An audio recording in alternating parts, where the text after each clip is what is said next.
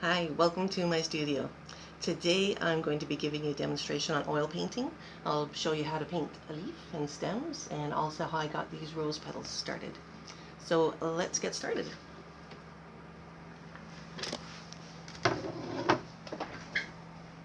So the colors that I'm using today are flesh tone, white, titanium white. I'm using some linseed oil. I've got magenta pink. I've got turquoise, green, yellowish, green earth, permanent green, sap green, and raw sienna. Raw sienna is great because when you mix it in with the greens, when they come right out of the tube, the greens are a little bright. So if you mix some raw sienna with the greens, it'll tone them down nicely. So let's start with the leaf. So for mixing my paints and to mix the raw sienna in, I like to create like a little painting line. And let me show you what that looks like. So I take a little bit of raw sienna and I take a little bit of the color I want to mix it with and put them on top of each other. And then I blend them out into like a row. So what happens is you end up with more raw sienna at one end and more sap green at the other end and all these nice blended little colors in between. So then you have like a nice variety to choose from because I like variety and I think the more colors you get in there, the more natural it can look. So let's do one of these leaves over here. So I'm using bright brushes. They are intended for oil paints. They're like a flat brush, but they are a little stiffer so they can move the oil paint nicely. I'm going to take some of my pre-mixed paint here. I've got greenish yellow mixed with some of the raw sienna. And I'm going to put the greenish yellow out at the tip of my leaf because that way the light green acts like new growth. And I always like to keep turning my piece so that I'm comfortable. This is a round canvas, by the way. They're pretty cool to work on. This is it's a different shape, right, than your square guys. So I'm going to pick up a slightly different shade of that mix of the greenish yellow and raw sienna. So it's a little darker now. So I kind of like every time I pick up a load of color to pick up something a little different. So let's go into something a little darker here. This is the green earth plus the raw sienna. So I'm going to have a darker base of the leaf, so the base back here. So I'm just popping some color, not quite at the edge of my leaf, and now I'm going to push it out to create the shape of my leaf. I want to get in all the little nooks and crannies. I don't want my edge to be too perfect either because I want it to look natural, so I might go in and out a little bit to create like a little bit of an in and out wave line at the edge there, so it's not like a perfect curve. Then I'll just work that paint into the bumps of the canvas and spread it out a little bit. And then I can fill in the other side. So let's take a different color. Let's take some turquoise and pop it in there. So I'm going with straight turquoise. The turquoise mixes really nicely with the greenish yellow.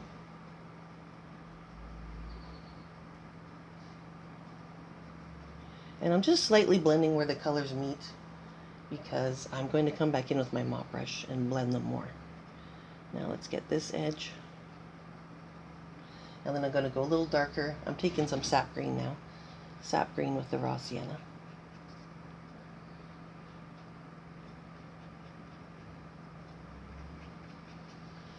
And then we're going to get that filled in. So I'm using the body of the brush, so the full length of the bristles to fill it in. I don't want to scrub back and forth. Just like when I'm wiping my brush off, I want to just wipe off either side or pinch it out. I don't want to rub back and forth when I'm cleaning it out or when I am painting, because the rubbing back and forth is what will wear your brushes out more. So let's blend that out and see what we have. So I'm going to show you the reference photo that I'm using. I was at Bouchard Gardens a couple years ago and took some reference photos. So these 3 roses on here, they were all separate photos that I took, and then I just kind of amalgamated them into one painting, which is the fun thing you can do. You can be your own creator, right? It's your world. We can do what we want. So what I'm doing now is I'm blending with a bristle mop. A bristle mop has really stiff bristles. It's made from goat's hair, so it will really nicely move your oil paint for you. So I'm just blending the colors into the middle. You may have noticed I didn't use a lot of paint, so you don't have to pack the paint on to get nice results. So the other thing I'm looking for when I'm creating the leaves is you see you've got like a darker area here, then it's lighter, then darker, then more turquoise up here. I love that. I love the variety. I don't want it to be all one way to color. So I want to have a darker weighted color in there and a lighter weight. Just gives you a nice interest. Now let's create the vein of that guy. So I'm going to load my number 4 chisel blender, and then I'm just going to push into the paint a little bit to dress the chisel edge. The chisel edge is what we call the tips of the bristles. Now when you're doing a vein line, you want it to come up about 3/4 of the way down your leaf and stop there, but you want it to be curved so that if you were to keep going, it would go right out to your tip. So I do a couple little practice runs, make sure my hand's comfortable. I always rest my hand on my surface as much as I can when I'm painting, because it just helps to steady you. And then lift that off so you get a nice little vein line. Then I'm going to just pinch out that brush. I'm going to pick up a little bit of linseed oil, take the excess off the outside, and then I'm going to run that along the underside of my vein line, and that'll lift off some paint. I need a little more medium on there. So the linseed oil will lift the paint off your surface, and I just think it gives, I think it gives just such a nice little highlight without really having to do much. And then I'll take a mop brush. This is a pony hair mop. It's a little softer than the bristle mop, so it won't move my paint as much. I just want it to soften that vein line a bit. And there you got your little leafy done. That fast, kids. Now let's just extend that vein line a little bit. I'll see if I have enough paint in here in my brush. So my vein line ends there. So I just keep my brush straight up and down, and then you got a little stemmy. Nice! Now I'll show you how I did this stem down here. To make things look round, you want the center of a round object to be lighter in the middle and darker on the edges. So I'm going to come in with some of the green yellowish and pop that in the middle of my stem. And I don't want it the same color all the way down, so I'm just going to wipe out that. And I'm going to take some of the permanent green. It's a really bright green. This is right out of the tube. But it's a colorful painting, and you don't have to be realistic.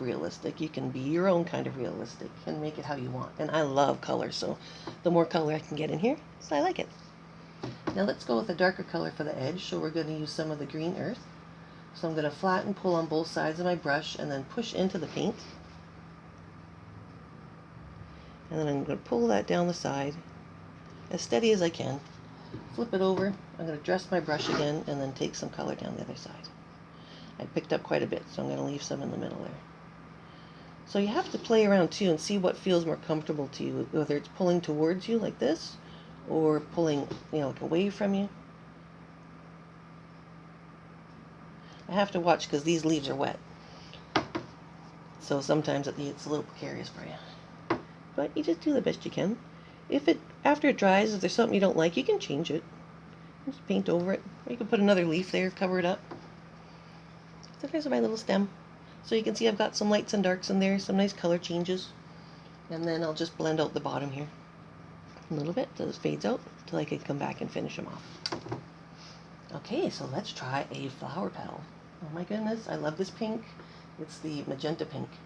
So up here I've mixed it with some of the flesh tone, because that's one of my favorite mixes, is flesh tone with the magenta pink. Oh my goodness. Let me show you. So I'm going to start with my lighter color, which is the flesh tone mixed with the pink. And we're going to work on this leaf, or this petal down here. So I'm starting just inside from my edge.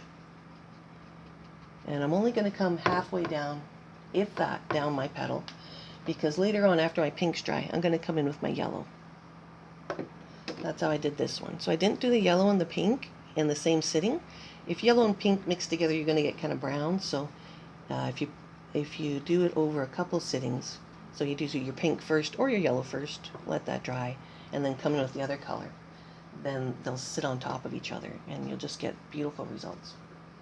So now I've got some of the flesh tone and magenta pink on there. Let's go to the edge here with just some more, a little more straight up magenta pink. It's like coloring in a coloring book. Once you've tried it and you get a little comfortable with it, because I know it can feel, a little maybe intimidating at first, but once you try it, you're gonna love oil painting. The colors are so vibrant. And yeah, come on over for class once we can get together again, and I'll show you. Or if you don't live in my neighborhood, which is beautiful Victoria, I'm in Colwood, then I am going to be starting to do online courses that you can paint with me, and we'll do full projects, like from start to finish. That will be fun. I can't wait. Okay, so now that I've got my colors on there, you can see I did them side by side. Now I can blend that. So I'm back to my bristle mop, and I'm just pulling my darker color into my lighter one. And you just get this beautiful change in color. So you'll have your hot pink, you've got your flesh tony mix, but then in the middle you'll start getting a new color. And then I'm just using shape following strokes, so pulling towards the center of my flower as opposed to going another direction. I want to use shape following strokes because that way if you see my brush strokes, then they'll just add to the design. Because I purposely like to do lines in here where you can see the strokes, because I think it just adds to it. So I'm just going to let that fade up to the next flower petal. I also should mention I like to start with the flower petals in behind and work my way forward, because that way if you get color on one of these forward petals, you can just wipe it off. So really, this is my practice one I did earlier to get warmed up. This guy should have been done first, because now as I come close to the edge of this one, I can't really get too close and touch him because he's wet.